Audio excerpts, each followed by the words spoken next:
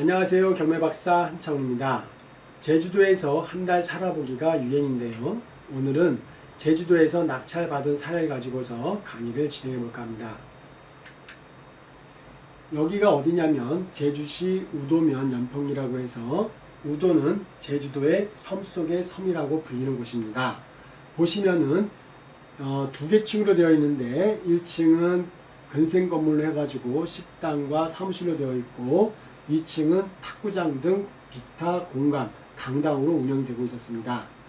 보시면은 창문에 테이프가 처리가 되어져 있는데 제주도에 바람이 심하다 보니까 이런 것들이 안 돼 있으면은 유리창이 파손될 염려가 있다고 하더라고요.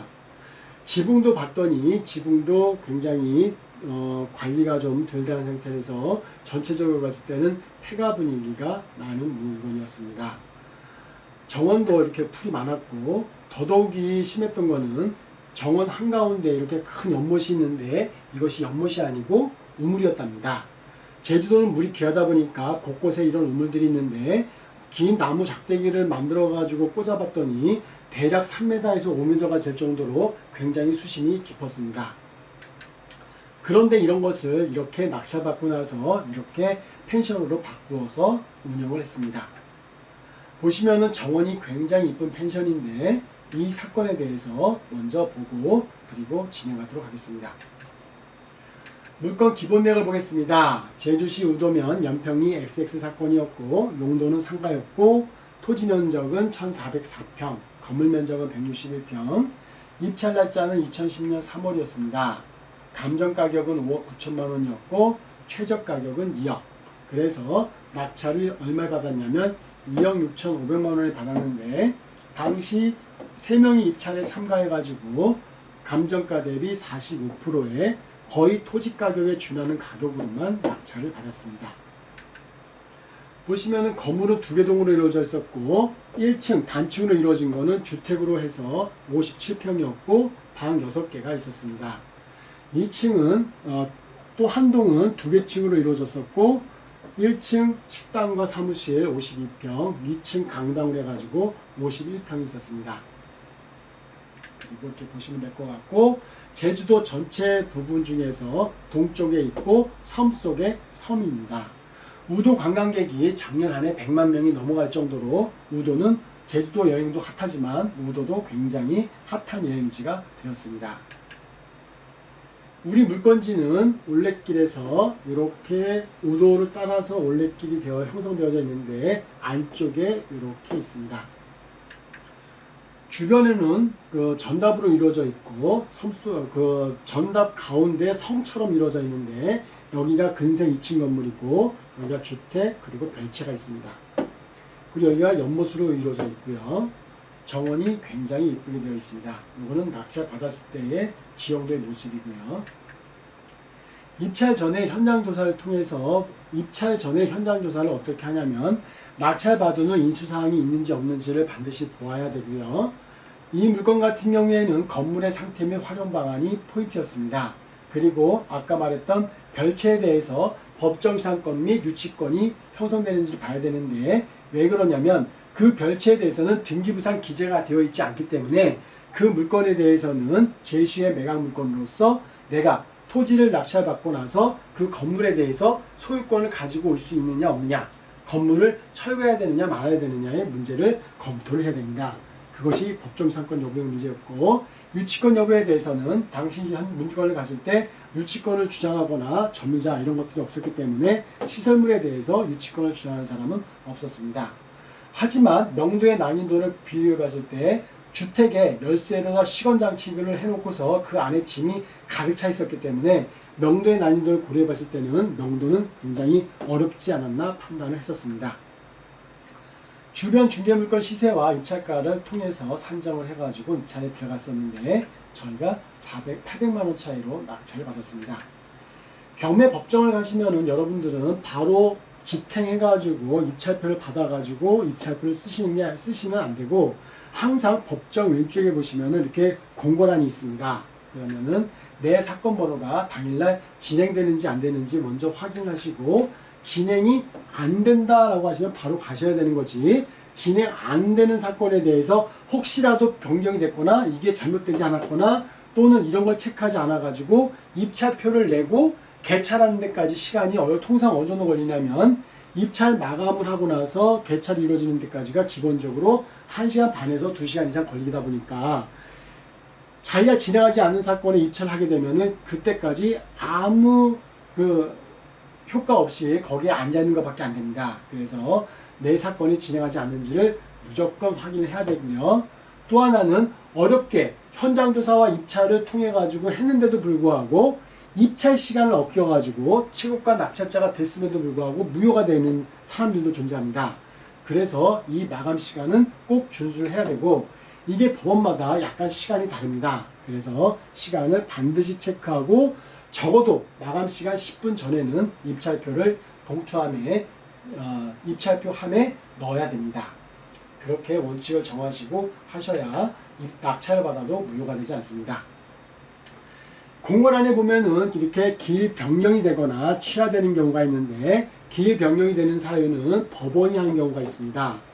법원이 진행 절차상 중대한 하자가 발견됐을 경우에 직권을 하는 경우가 있고 당사자가 하는 경우가 있는데 채권자가 하는 경우에는 채권자 마음대로 할 수가 있지만 채무자는 채권자의 동의를 얻어서만 기일 변경을 할 수가 있습니다.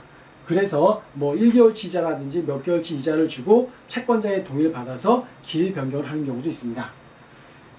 그리고 취하라는 것은 뭐냐면 자산가치 대비 부채가 적은 경우에는 내가 부채를 갚아버리면 되죠. 그래서 이게 언제까지 갚을 수 있냐면 잔금 납부 전까지는 언제든지 취하를 할 수가 있습니다. 그래서 대개 청구 금액이 적은 경우에는 입찰자가 좀 꺼려하죠. 왜 그러냐면 기껏 현장조사, 입찰 그리고 낙찰자까지 되었는데도 불구하고 채무자가 돈을 갚아버리면 끝나기 때문에 가급적이면 청구 금액이 적은 물건들은 당사자들이, 입찰자들이 입찰하지 않는 경향이 있습니다. 그리고 우리가 주의해서 봐야 되는 게 바로 유치권입니다. 당일날 아침에도 유치권 신고가 들어온 경우가 있는데 유치권이라는 것은 대개가 공사대금 채권인데 공사대금 채권이 워낙 크다 보니까 공사대금 채권이 있으면 이거는 인수사항이죠. 인수사항이 되게 되면은 낙찰가가 2억 6천이라고 하더라도 공사금액이 1억짜리가 있으면 3억 6천에 낙찰받은 것과 똑같은 효과가 발생합니다. 따라서 이것이 있는지 없는지 유치권이 적법하게 성립되는지 안 되는지를 따져봐야 되는데 당일날 아침에 이런 신고가 들어오게 되면 따져볼 겨를이 없죠.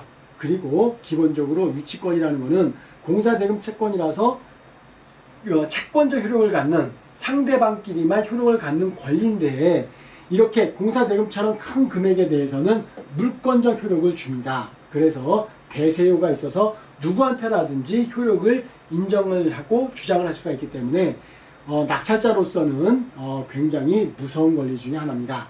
그렇기 때문에 이 유치권이라는 것은 반드시 잘 파악하고 들어가야 되는데 그 요건조차도 굉장히 엄격합니다. 왜 그러냐면 채권의 물권적 효력을 주기 때문에 이 6가지 권리를 인정을 해야지만 그때야 비로소 유치권으로서 인정을 해주는데 경매계에서 3대 거짓말이 있다고 하는데 그만큼 유치권에서는 허위 유치권이 굉장히 많습니다. 그래서 이 요건을 다 갖추고 있는 것들이 없다 보니까 요거는 잘 체크하고 계시면 좋을 것 같습니다. 그래서 타인의 물건이어야 하고 피담보 채권이 존재하고 변제기가 도달해야 됩니다. 피담보 채권이 목적물에 관하여 생긴 것이어야 되고 목적물의 점유가 적법하고 기속되어야 됩니다. 대개는 2번, 3번, 4번 요건 중에 하나가 결한 것들이 굉장히 많습니다. 그리고 5번 대항력이 있어야 되고 유치권의 성립을 배제하는 특약이 없어야 됩니다. 입찰표 작성을 한번 해보겠습니다. 본인 직접 입찰인 경우에는 먼저 사건번호를 쓰시고 성명, 주민등록번호, 그 다음에 주소를 쓰십니다. 그래서 입찰하시면 되고 두 번째로는 대리인 경우에는 하나 더 쓰시면 되는 겁니다.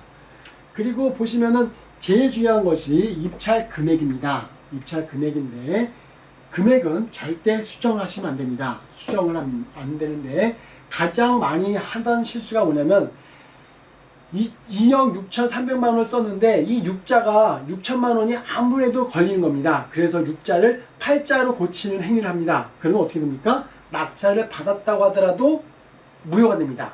당선 무효, 낙찰자 무효가 되는 겁니다. 그래서 이 금액란은 절대 수정하시면 안 되고 다시 기일 입찰표를 다시 쓰시는 게 좋습니다.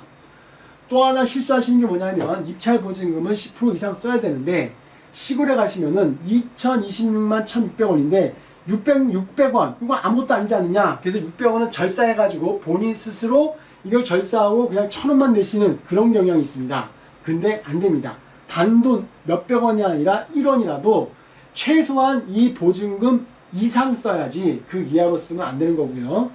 또 하나는 보증금이 항상 10%가 아니라 재매각 사건, 뭐냐면 낙찰 받았다가 잔금을 치르지 않고 재진행되는 사건 같은 경우에는 입찰 보증금이 20%에서 30% 가중이 됩니다. 이런 경우에는 입찰 보증금이 10%가 아니기 때문에 이걸 또 주의하셔야 됩니다. 그리고 대리 입찰인 경우에는 하나 더 위임장을 작성해서 제출하셔야 되고 인감증명서도 별도로 작성해서 내셔야 됩니다. 그리고 여기에는 항상 인감도장을 찍어서 주셔야 됩니다. 그렇게 해서 입찰하는 건데 입찰은 그렇게 어렵진 않습니다.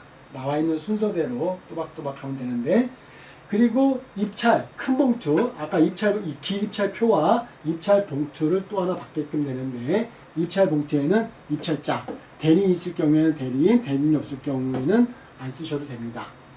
그리고 입찰 봉투 접는선 뒷면에 사건 번호와 물건 번호를 반드시 기재해야 되는데 요거 같은 경우에는 좀 창피하긴 하지만 여기에 기재가 안 돼 있으면은 집행관이 나중에 호칭을 통해서 그러니까 불러내서 여기를 정정하는 시간을 줍니다. 그런데 가급적이면 불려나가지 마시고 꼬박꼬박 여기다 적어주시면 되겠습니다. 그리고 매수 신청인이 직접 이것을 호치켓으로 찍어서 입찰 봉투 입구를 봉해서 내시면 됩니다. 또 하나 봉투가 뭐냐면 입찰 보증금 봉투를 내야 되는데 우리가 찢어진 수표를 보증금이 될 수 있을까? 이게 뭔 말이었냐면 우리가 제주도 입찰 사건을 할 때 2,650만 원을 한 장의 수표로 만들어 가지고 이 봉투 안에 놓고 사건 번호를 쓰다가 사건 번호를 잘못 썼어요. 그래서 어떻게 했냐면 입찰 봉투를 찢은 거예요. 저희가 입찰 기입표를 언제 써가지고 내냐면 대개 마감 시간에 10분 전에 작성을 해가지고 내거든요. 그런데 10분 동안에 이제 남은 시간은 5분, 10분밖에 없는데 은행 가가지고 입찰 보증금 수표를 다시 반환해 올 수 있는 시간적 여력이 안 되는 거예요. 그래서 어떻게 했냐면 일단 입찰 보증금 봉투랑 이걸 다시 쓴 다음에 찢어진 수표를 이 안에다가 넣고 입찰 봉투를 닫았습니다.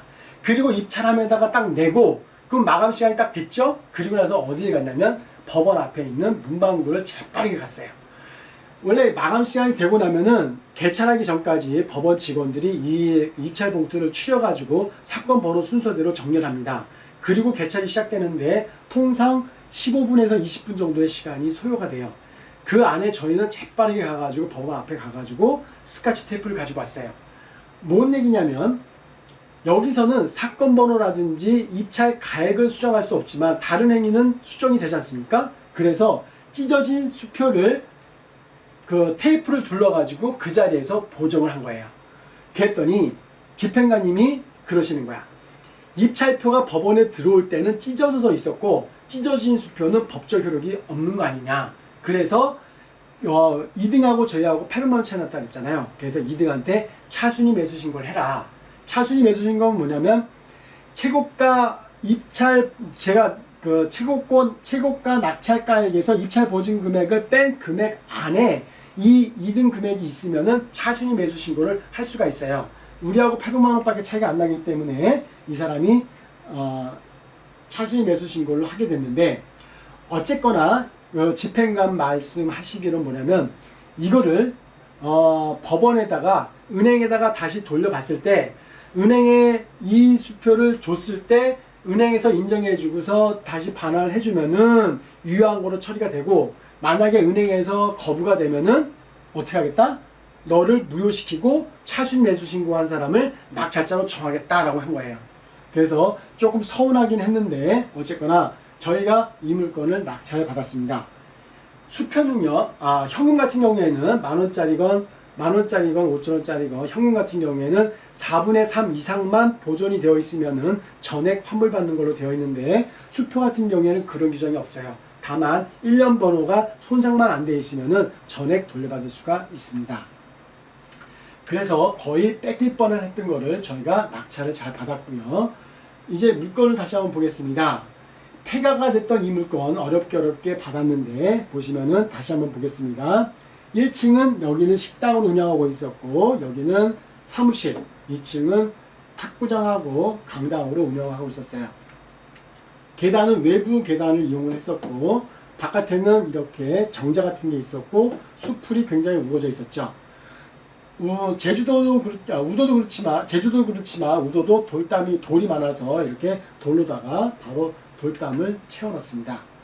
그리고 가장 흉물스러웠던 게 정원 가운데에 있었던 이 연못이라고 그랬죠. 약 3m에서 5m 정도 되는 이 깊이 있는 연못이 눈에 거슬렸고, 그리고 54평 정도 되는 펜션이 요 단층 주택이었어요. 그래서 약간 활용도 면에서 너무 주택이 차지하는 면적이 적은 게 아니냐 이런 문제가 있었고, 정원도 보시면 굉장히 지저분하죠. 그리고 별채가 있었고 심지어는 낡은 버스까지도 방치돼 가지고 있는 형국이었어요.